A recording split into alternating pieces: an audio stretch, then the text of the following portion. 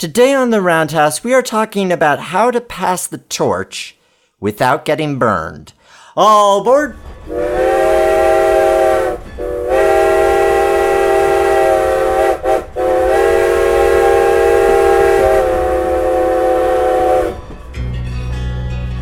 In days past, the roundhouse was where the railroad worker united with the steam locomotive, each to prepare for the journey ahead. Today, it's where we examine the history, the industry, the machines, the hobby, and the passion behind railroading. News, interviews, stories, and more. So climb aboard. This is The Roundhouse. Welcome to The Roundhouse. I'm your host, Nick Ozarek, and this is episode number 76 of our Trains and Railroading podcast, where we're talking to everyone in the industry and the hobby. You name it, and we discuss it. Today, we're going back to the Heritage Rail Alliance Conference of April of 2018, and we're going to hear from Linn Moedinger, who's the president of the Strasburg Railroad, and he's talking about how to pass the torch without getting burned. What does that mean? It means having a good succession plan for your organization. If you have older leadership looking to hand that to younger leadership, this is the type of podcast for you. Even if you're not involved with Heritage Rail or railroad preservation or even trains, this probably pertains to your business or your nonprofit organization. So stay tuned to see what Linn says, because it's across the board. This is some really interesting stuff. Before we get to that, though, I have to acknowledge that being able to attend the Heritage Rail Alliance conference was made possible by those of you who support us on Patreon, including our latest Patreon subscriber, Peter Darian. He is a loco fitter, which means that he gets early access to episodes like this one. So if you enjoy the show, if you find it informative, entertaining, be sure to check out patreon.com/theroundhouse. Even just $1 a month means so much. It's great to see your support, and it allows us to do bigger and better things. It's really exciting. Speaking of bigger and better things, I do want to apologize. I know it's been a little bit of a gap since the last episode came out, but I've been really busy behind the scenes with a lot of interesting different projects, one of which I'm going to talk about after we hear from Linn. So stay tuned to the end of this episode to see what we have going on at the Roundhouse.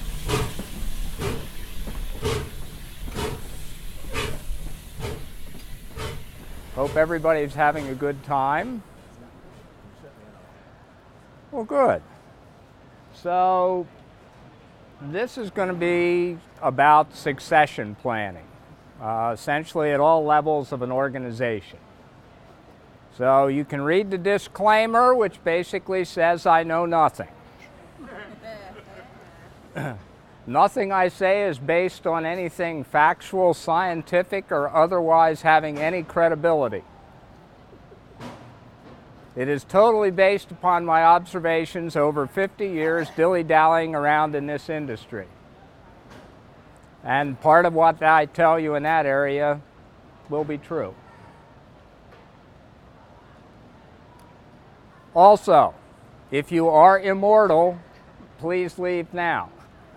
You have no need for this seminar. It'll be a waste of your time. Well, one guy tried to leave, but thought better of it. We'll get to the delusional part later, Ken. All right. Succession comes in 3 forms, approximately. A complete surprise, unplanned but with a plan, and planned. Obviously, they're color-coded. Red is bad in this case. So, fleshing that out a little bit, succession is complete surprise, occurs for one or more of the following reasons. Top one, stupidity. Not rocket science. We won't spend much time on it, don't be stupid. But that's why it occurs.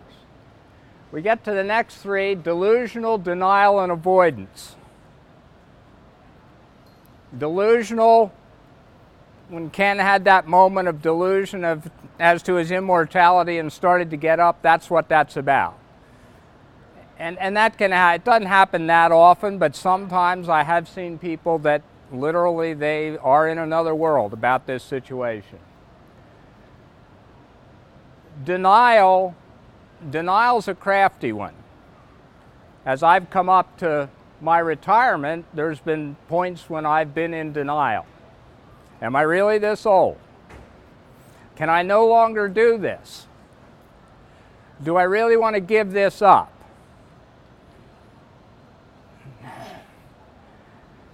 And you kind of, I'm still as young as I used to be. Well, no, you're not. It can happen. You got to watch it. Avoidance is pretty common. Avoidance usually occurs at the organizational level. I've seen it in boards. Boards don't necessarily want to talk about it.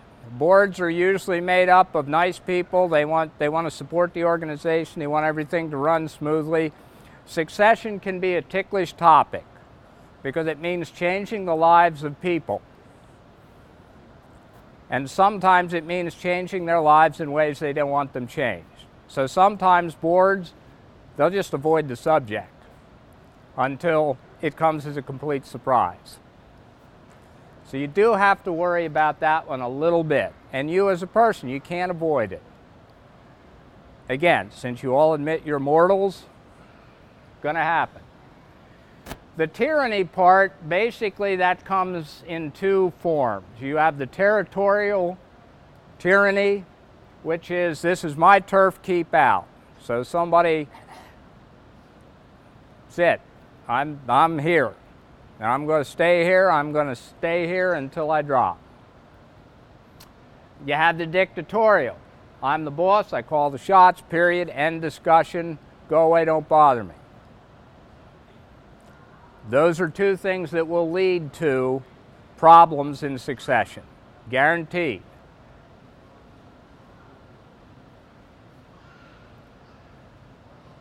We'll go to the next one. Unplanned but with a plan basically occurs. Someone quits, they get sick, they get fired, they die. Well, happily, we can't do anything about those, so we don't have to take responsibility for them. What we have to do is take responsibility for the plan for that eventuality, which we hope doesn't happen. So that's not the best scenario, but at least you're prepared for it. You've admitted that it can happen.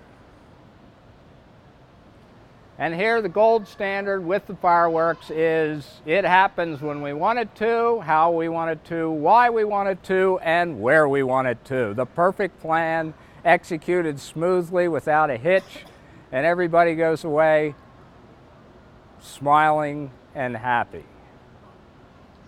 That's what we're after. So I've been on the receiving end of succession as a complete surprise on more than one occasion.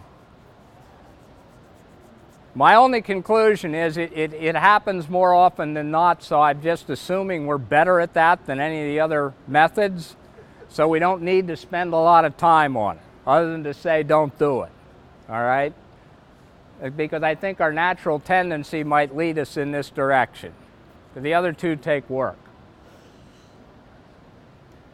Planning for succession will require patience, humility, realistic expectations, definitely political savvy, flexibility, determination, and patience.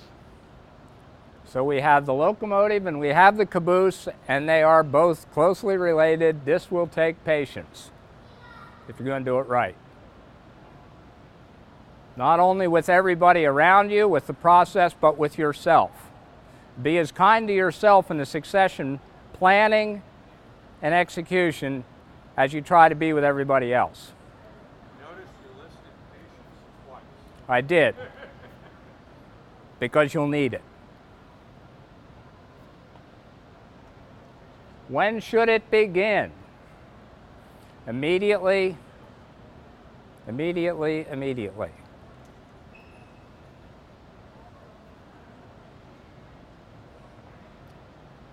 This seemed like a throwaway slide when I put it in there. Planning for succession, not cookie cutter process, well worth the effort. But you know, honestly, it's not. You got to really, that first line, you got to buy into that. And the reason you have to buy into that is any succession process is going to be dealing with the most cantankerous, willful, unpredictable element we know on the face of the earth. Does anybody guess what that is? Yes. Us. We. People. We have to be sensitive. We have to look at people's needs. Everybody's needs are different. And it is well worth the effort. I guarantee you that. So we'll do a little case study here. Somebody gets hired, they go to work, they know their stuff, they learn their stuff, they gain knowledge. So I'm going to treat knowledge like currency. So they're getting more valuable. They can solve problems quicker, faster, more of them. Then they get promoted. Once they get promoted, that's when this strictly gathering the knowledge needs to end for that employee.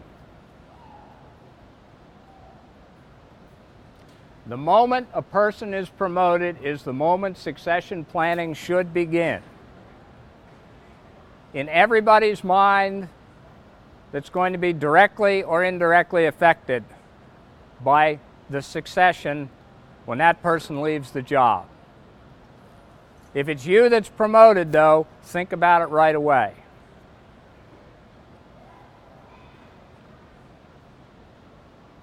Once you're promoted, now you start spending some of the currency, i.e., share the knowledge. Because prior to promotion, you were over there doing all the work. Then you get promoted, now you're doing some of the work, but you're telling a bunch of other people how to do the work. If you don't share your wealth, your knowledge with the people sitting around the table, that's a bad thing. You've learned it. Help them out. Don't keep it to yourself. I've seen it happen too many times. I've learned this, I'm going to keep this to me. Part of the tyranny. That's what goes wrong. Once in the position, you have two ways you can deal with it. You can be the boss, where you tell everybody what to do, when to do it, where to do it, and how to do it. Or you can take another tack where you can tell people, well, this is what we have to do. We got to look at how much guidance might be needed, suggestions, get suggestions. Make it a shared experience. Get the input of the people that are on your team responsible for doing the job. I call that the leader. And it's green because I thought that's a good thing. The boss method, well, it will accumulate currency, but I think it's counterfeit because you will get power. You know, if you keep all the knowledge, nobody else has it, that is a power. That is a way you can secure your position. It's not a good thing.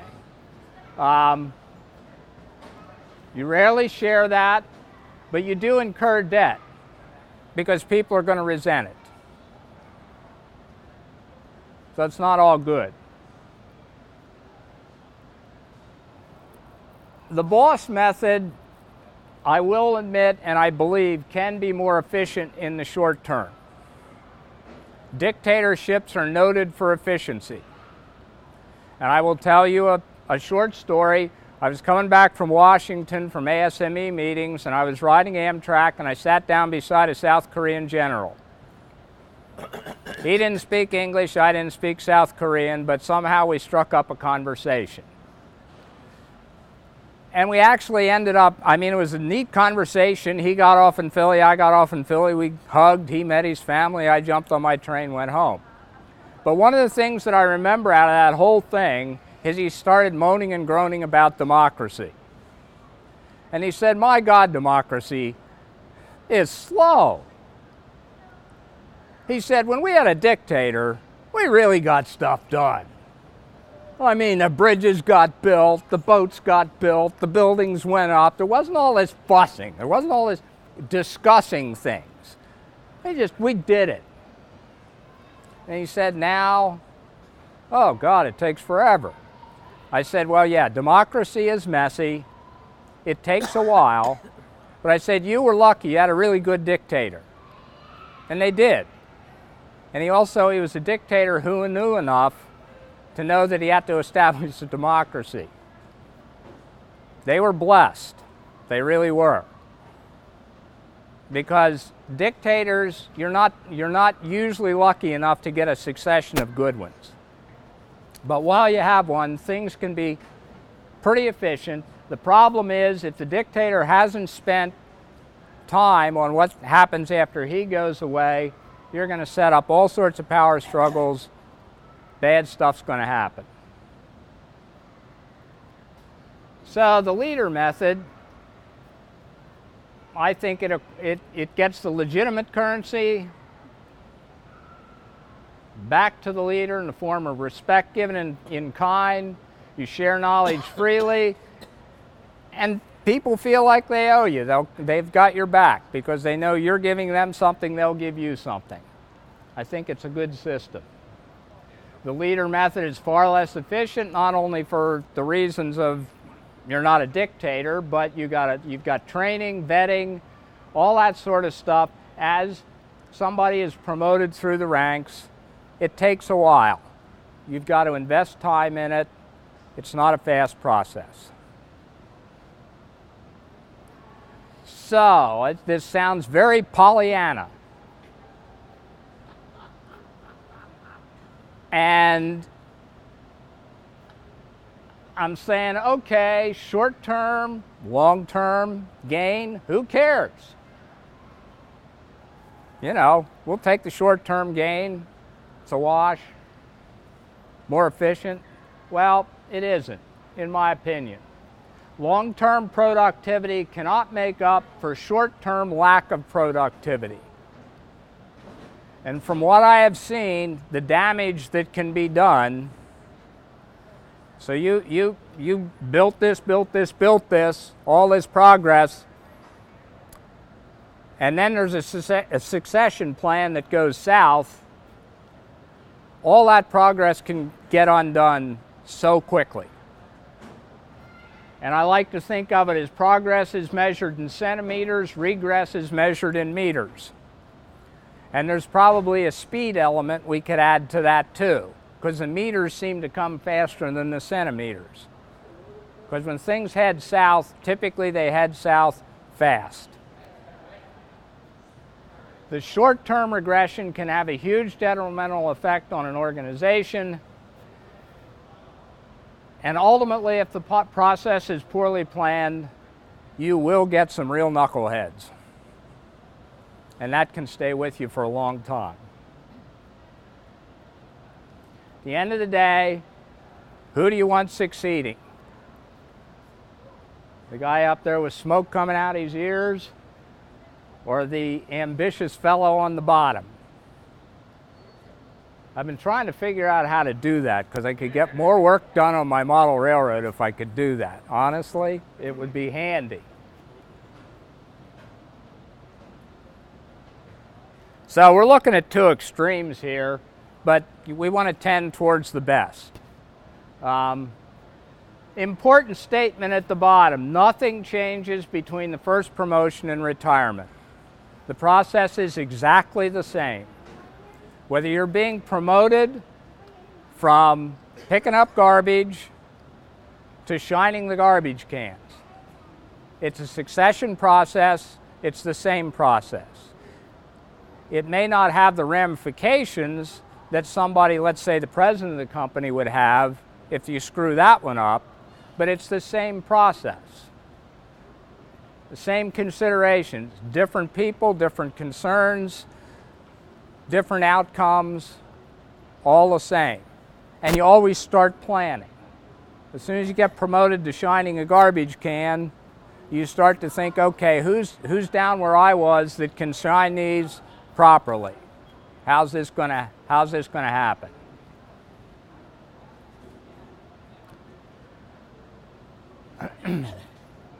Authority and responsibility are two of the most misused words in organizational structures and organizations, from my point of view. They will play very heavily in the succession process, either in a good way or a bad way, depending on how you manage them. As you get higher in an organization, managing authority and responsibility becomes more critical because you have authority over more aspects of the company and you are responsible for them.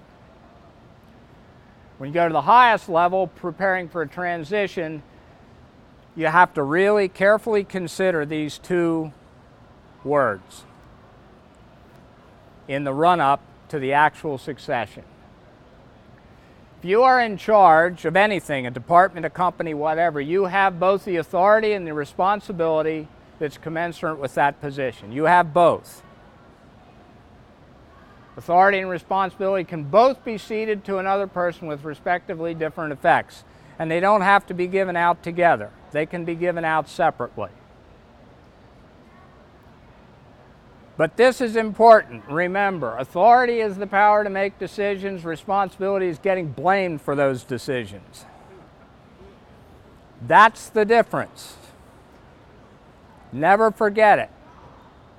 I've seen them misused intentionally and unintentionally, and it's never good. Authority is the great evening out. Responsibility is the hangover the next morning. All right, now this, in working up to succession, I think it's a good idea to grant authority to somebody who is going to succeed you. But you maintain the responsibility. So basically what that says is, I'm giving somebody the power to make the decision, and I'm saying, I got your back. This sucker goes south, I'm going to fry for it, not you. That's a good thing to do, because that's how you put somebody in an unfamiliar position to test them, to see how they react to it, but without having to assume the responsibility that they're going to get blamed, and you may have put them in a position that's not good for them. So I think doing that is the first tactical step. You have to do that. You have to see who can do what. But don't hang the responsibility on their neck. Some maybe, but not all of it. You got to have their backs. As they prove their ability to handle the authority, then you can start to hand over responsibility. Ultimately, if you're a head of a department, head of a company, the buck stops with you. In my position, I can give as much responsibility to Sparky as I want, but if she goes and blows up a locomotive, the board's not going to go to Sparky. I figured that'd wake her up. They're going to come to me because it is my responsibility. So when you mete out the responsibility, you've got to understand you're holding them responsible. But it's good because giving out authority without any responsibility is very, very dangerous because it's a free pass. You know, so if the board came to me and said, Linn, go do whatever you want, we'll take the blame for it. Oh boy, you're going to see 3-foot gauge over across the road in such a quick time, it'll make your head spin. The standard gauge junk is out the window and we're all narrow gauge, instantly. They're going to take the hit on that, I'm good. Dangerous situation. Authority with responsibility is definitely more self-governing. I'm not going to run across the street and put the third rail in, because I'm really going to get in trouble if I do that, mainly because of the cost. But that would be on me. So that's self-governing. The last one, I've been there, and I'll bet you a lot of people in this room have been there. And that's why the toilet's there. Just remember that. When you think responsibility without authority equals toilet. Somebody gives you the responsibility for a job and then tells you how to do it, and it's wrong, and then holds you accountable. Wrong, wrong, wrong, wrong, wrong. Don't do that to anybody. It's wrong. Looking at succession from outside an organization, you're looking, particularly if it's for a higher level position with a lot of authority and responsibility, is very risky. Two mitigating factors. If your organization has a good history internally within departments of succession, where you've promoted good people, you've had a smooth process through all your departments, people know what they're doing, that's going to help, because you can have a really well-functioning organization for an outsider to come in and inherit. And also, there's the careful and thorough vetting, and I put that in there. Well, yeah, it's kind of like duh, but you all know what hiring is like. It's 100% foolproof, right? Yeah, no. There's benefits. Promotion from within, person knows the organization, knows the people, less of a learning curve, known quantities, known qualities. Hiring outside, you get new ideas, you get no baggage, you get a fresh perspective. All good stuff. The risks, promoting from within, baggage, bad attitude, entrenched ideas. Hiring outside, somebody totally unfamiliar with the culture. And culture clash can be a serious problem. I've seen it happen dozens of times. They're an unknown quantity. You know, you may have done your best job in trying to interview them and get all the information you can, but they're still unknown. And they may be a complete bonehead. No free lunch. Any personnel change, there's always risk. Best way to mitigate the risk, good succession planning at all levels. And make sure it's part of your culture, that you're doing it naturally. So, suggestions for personal conduct. That would be you who's being succeeded, for everybody in the process. Leave it at the door. Leave it at the door. The problem is, we all have an ego. And me saying leave it at the door, I have an ego. I have to manage it. There's days when I feel I'm the greatest thing since sliced bread. The other days I think I'm somewhere down below a cow pie. You get a blow to the ego, that can be very devastating, more so to some than to others. When you get status with the organization, I'm the president of the Strasburg Railroad. Wow, look at me, you know, head like that. I mean, this is, yeah, it affects my ego. Was I proud? I didn't want the job, but once I got it, I thought, oh, can't help it. It's there, but you got to manage it. When you lose status, it's deflating to the ego. And the darndest things can happen with ego. It's a sneaky bugger. So I will tell you another story, and this happened to me 2 days ago. I came blazing into work about 5:30, fire up the computer, get the emails done, and decide, I got a few minutes and I'll kind of chill out before I have to go to the board meeting. I had 2 board meetings that day. I had 6 meetings that day, so I needed chill time. And I thought, okay, I'm going to work on making Gunnison parlor car, because I've already built Salida. I've sold some Salidas, and people are saying, how about Gunnison? So there's some modifications. So I get all fired up, get out the 3D, get it up there, and I'm looking at Salida and thinking, okay, I'm going to modify this now, and how am I going to go about this? And I counted the windows, and I looked at the photograph. 1, 2, 3, 4, 5, 6, 7. But the photo says 8. That can't be. I made this a long time ago, and a whole bunch of people looked at it and said it was great, and I've actually sold some of these. Counted them again, didn't change. So I went from being hot doo-doo to, oh man, now I got to contact all these people, now I got to make them new models, now I got to change this whole thing. So I went from, and talk about, a railroad spike in the ego, that did it.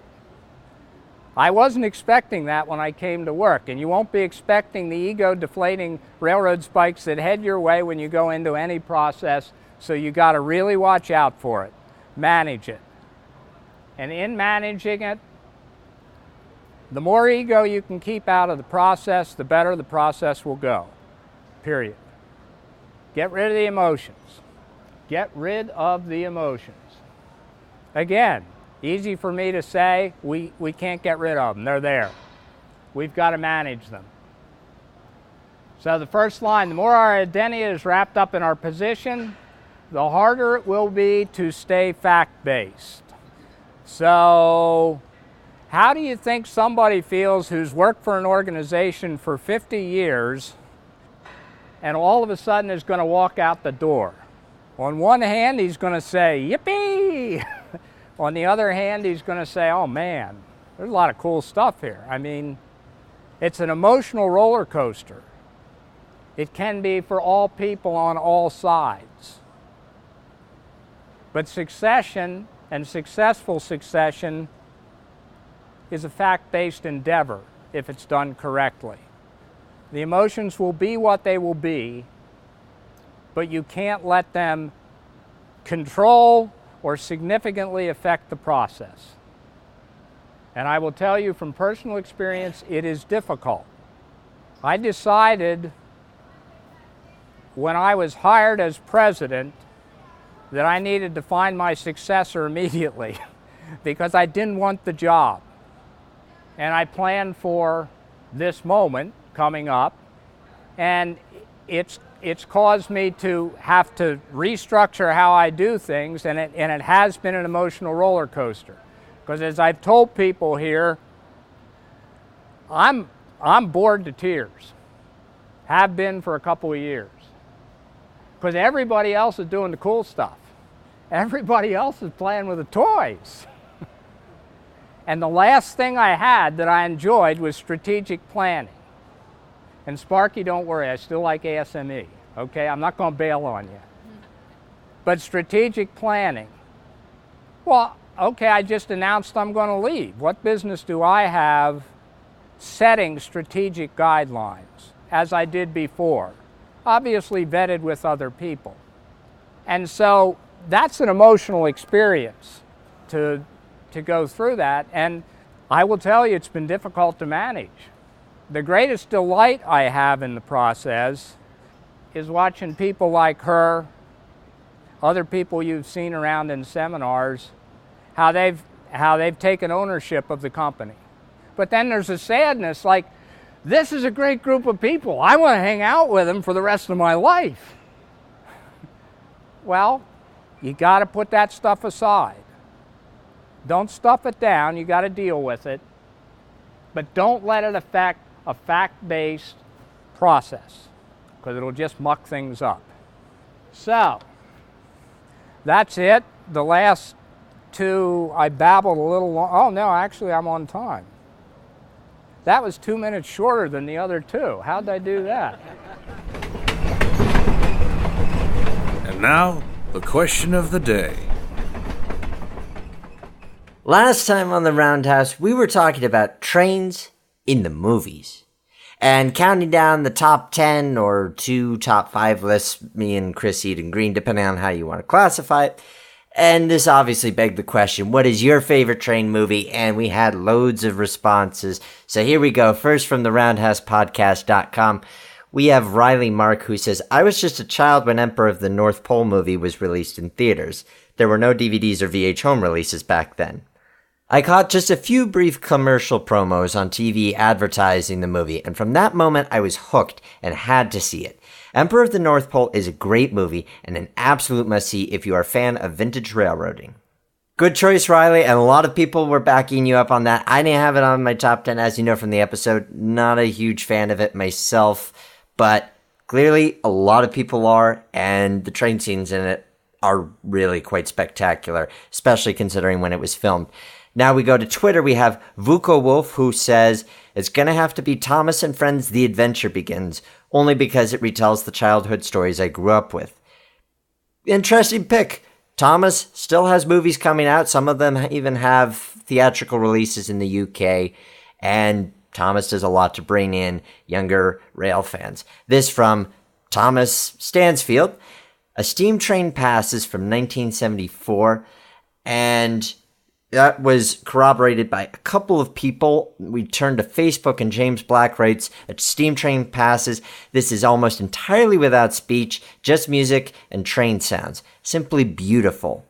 And also on Facebook, Nick Chiliana says, I have to go with Rocky Mountain Express. The scenery is beyond spectacular, and I have a fondness for the H1A and H1B non-streamlined Hudsons. To me, they are much more handsome than the Royal Hudsons. Lastly, we go over to YouTube, where 2816 Productions writes, Polar Express is the best. So we got a range of kids' movies to adults. And it's interesting how many trains pop up in film as feature films, sometimes even cameos. I'm considering doing something around that in the future, because there's so much more to talk about. Some of you guys mentioned Silver Streak. I have so much to say about how much I love Silver Streak.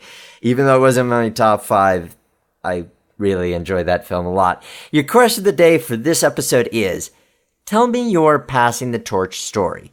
Do you belong to an organization that's going through a transitional period or one that's succeeded in transitioning? What made that work? Are you somebody who had to hand the torch down or somebody who's received it? Let me know what your story is on the roundhousepodcast.com. Links to social media there. Thank you guys for joining us. Oh, and you were wondering, what is one of the various projects I've been working on behind the scenes that's delayed this episode? Well, we talk a lot on the show about what it's going to take to bring the younger generation into the hobby of trains, rail fanning, model railroading, particularly on that last point. That's something I've thought long and hard about. Now, I live in a small town in northwestern Pennsylvania called Meadville. We do have a historical society, of which I am a board member, the French Creek Valley Railroad Historical Society.